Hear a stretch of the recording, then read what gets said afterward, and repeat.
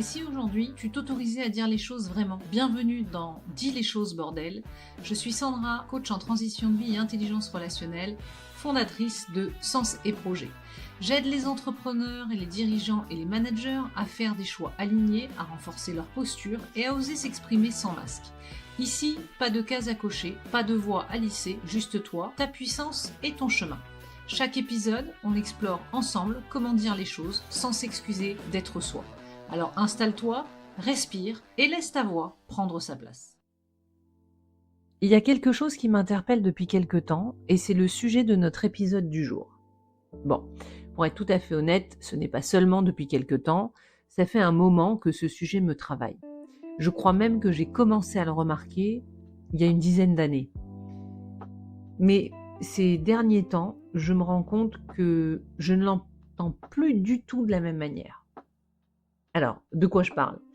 Je parle de ces moments où, en début de séance, ou lors d'une rencontre, ou même d'un rendez-vous découverte, j'entends quelqu'un me dire « Il faut que je sois plus assertif, il faut que je reprenne le sport, il faut que je prenne ma place de dirigeant, il faut que je fasse davantage de réseau, ou même que je fasse plus de commercial. » Bref, on les a tous entendus. En tout cas, moi, je les ai entendus toutes. Au début, je t'avoue que ça me faisait plutôt sourire. Bon, j'y prêtais attention sans vraiment m'y arrêter parce qu'au fond, ça me semblait presque normal. Je me disais, il faut, je dois, c'est simplement une manière de se motiver, une manière de se mettre en action. Et puis petit à petit, je me suis rendu compte quand même que cette phrase me dérangeait, qu'il y avait quelque chose qui générait chez moi une émotion. Et ce n'est pas le fait de vouloir changer. Au contraire, parce que les personnes qui ont envie d'évoluer, moi, je trouve ça plutôt génial. Ce qui me dérangeait, c'était le « il faut ». Parce que à chaque fois que j'entends « il faut », j'entends quasi systématiquement une autre phrase. J'entends « je dois » et c'est une obligation. Et surtout, j'entends qu'il existerait une bonne manière de faire, une bonne manière d'être. Comme si quelqu'un, quelque part, avait écrit le mode d'emploi du bon manager, du bon entrepreneur, du bon parent, ou même de la bonne manière d'être soi-même. Derrière ce « il faut », j'entends aussi autre chose. Moi, j'entends « je sais comment il faudrait faire, mais je ne suis peut-être pas encore à la hauteur ». Je crois même qu'on ne se rend pas compte de la violence de cette petite phrase. Parce que lorsque je me dis « il faut que je sois plus assertive ou assertif », je dis que je ne lui suis pas assez. Quand je dis « il faut que je sois une meilleure dirigeante ou un meilleur dirigeant », je dis « je ne suis pas un bon dirigeant ». Et c'est peut-être ça le problème.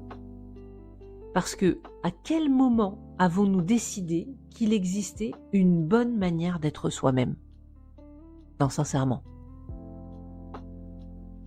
Puis, je me suis posé la question. Je me suis dit, mais d'où vient cette expression ? D'où vient cette manière de s'exprimer ? Et je vais peut-être te surprendre. Je me suis rendu compte que finalement, les « il faut, je dois » ne sont pas si mauvais. Au contraire.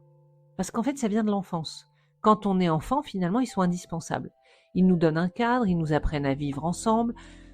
Il faut dire bonjour, il faut respecter les autres, il faut apprendre, il faut faire ses devoirs. Et tout ça participe à notre construction. Le problème n'est donc pas qu'ils existent. Le problème, c'est qu'ils continuent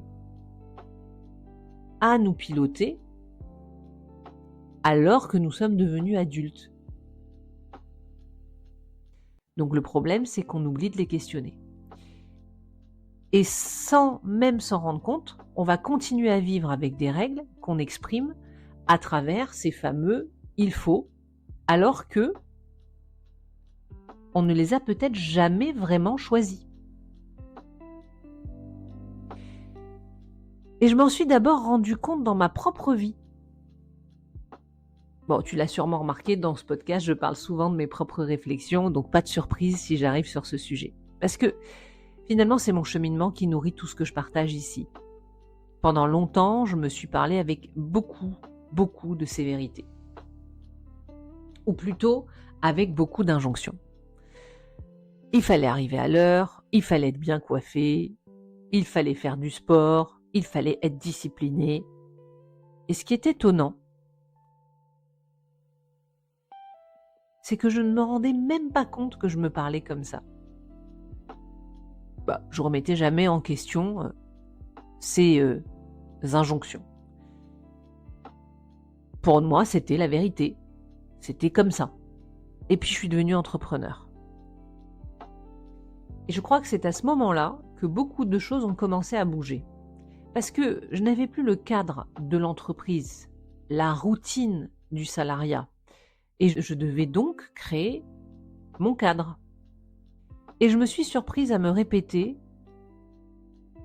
il faut être discipliné quand on est entrepreneur. Alors, je vais être sincère avec toi, hein. Rien que le mot discipliné m'épuise. Et pourtant, à l'époque, j'étais sûre que c'était comme ça qu'il fallait faire. Alors qu'en réalité, des années plus tard, je te confirme que quand on crée son entreprise, il n'y a pas vraiment de mode d'emploi dans cette gestion. Alors évidemment, il y a 1000 conseils, 1000 méthodes, 1000 avis. Il y a bien sûr des étapes. Mais au bout d'un moment, il n'y a quand même qu'une seule question qui va rester. De quoi ai-je besoin, moi, au quotidien ? Et je crois que c'est cette question qui a commencé à tout changer. Parce qu'au fond, si je pousse un peu la question suivante, c'est de quoi ai-je besoin pour me mettre en action ?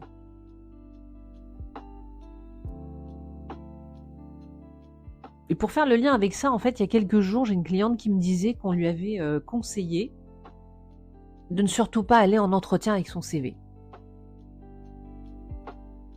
Bon, évidemment, je lui ai demandé pourquoi. Et sa réponse a été c'est parce que c'est comme ça qu'il faut faire. Du coup, évidemment, je lui ai demandé mais et vous ? Qu'est-ce que ça vous apporte d'avoir votre CV avec vous ? Elle m'a répondu, ça me rassure. Et là, tout était dit.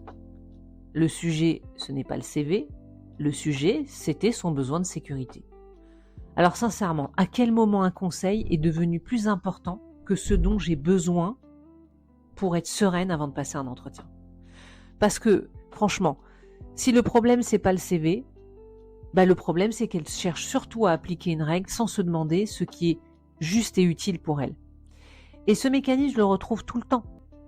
Notamment chez les personnes qui me parlent de procrastination d'ailleurs. Je pense à une dirigeante que j'accompagnais, son entreprise grandissait et elle voulait prendre pleinement sa place de dirigeante. Pourtant, chacune de ses phrases commençait par « il faut que je sois plus directive, il faut que je sois plus ferme, il faut que je pose un cadre avec mes clients, il faut que je délègue davantage ». Alors j'ai posé une question. Quelle dirigeante as-tu envie d'être ? Et tu vois la différence. D'un côté, j'ai une personne qui cherche une méthode pour être plus directive, pour poser un cadre, pour déléguer davantage. Et de l'autre, on va chercher une identité. Parce que derrière cette question de quelle dirigeante as-tu envie d'être, il y a la question qui es-tu ? Parce qu'avant de savoir quel entrepreneur, quel manager ou quel parent j'ai envie d'être, bien sûr que j'ai besoin de savoir qui je suis. Et tu vois, c'est peut-être à ce moment-là que quelque chose a aussi changé dans ma manière d'accompagner. Parce qu'aujourd'hui, quand j'entends un « il faut » ou « je dois », je ne cherche plus à savoir si c'est vrai ou pas. Je pose une autre question. Est-ce qu'il faut ou est-ce que tu as besoin ? Parce que Derrière, il faut faire du sport, il y a peut-être un besoin d'énergie. Derrière, il faut être plus assertif, il y a peut-être un besoin d'oser poser ses limites. Derrière, il faut faire du réseau, il y a peut-être un besoin de développer son activité. Et là, tout change. Parce que le besoin ouvre des possibilités, alors que l'injonction va enfermer. L'injonction va imposer un seul chemin. Le besoin va te permettre d'en choisir plusieurs. Et je crois que c'est une différence fondamentale. Je vais te donner un dernier exemple, tu as compris, c'est un sujet qui me passionne. Pendant des années, je me suis répété, il faut que je reprenne le sport. Et plus je me disais, il faut que je reprenne le sport, et moins je faisais de sport. Et puis un jour, j'ai arrêté de me demander ce qu'il fallait faire. Je me suis dit, ok, en quoi c'est important pour moi aujourd'hui de reprendre le sport? Et là, illumination. J'avais besoin de retrouver de l'énergie. J'avais besoin de me sentir vivante. J'avais besoin de retrouver de la force physique. Le sport n'était donc plus une obligation. Il devenait une réponse à un besoin vital.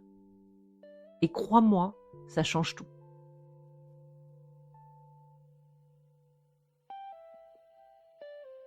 Je crois qu'au fond, tous ces il faut nous rassurent.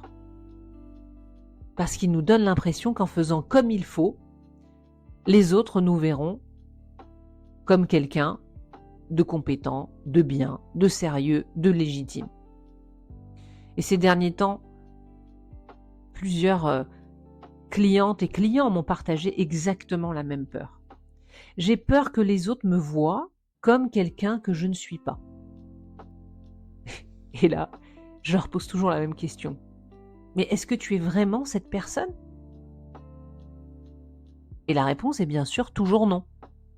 Alors vient la deuxième question. Comment est-ce que quelqu'un pourrait te voir comme tu n'es pas si tu ne l'es pas? Et je laisse toujours un silence. Parce que ce n'est pas une question pour avoir une réponse. C'est une question pour sortir de la peur et revenir à la réalité. À force de vouloir correspondre à une image, on finit parfois, mais même souvent, par s'éloigner de soi. Alors aujourd'hui, je ne vais pas te demander ce que tu dois changer. Je vais te proposer de t'arrêter la prochaine fois que tu t'entendras dire « il faut ». Et te demander « est-ce qu'il faut ou est-ce que j'ai besoin ?» Parce que ce n'est pas la même chose. L'obligation te dit comment tu devrais être. Le besoin te rapproche de la personne que tu as envie de devenir.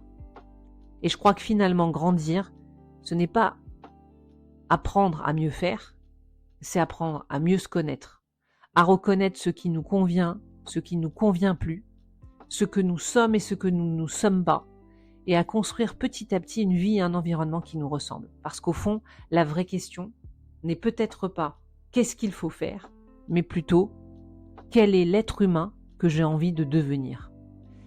Alors évidemment, si cette question te semble difficile aujourd'hui, c'est peut-être simplement parce que pendant longtemps, tu as davantage écouté ce qu'il fallait faire que ce dont tu avais vraiment besoin. Si cet épisode t'a parlé, je t'invite à réécouter aussi l'épisode 8 qui s'appelle « La grotte émotionnelle ».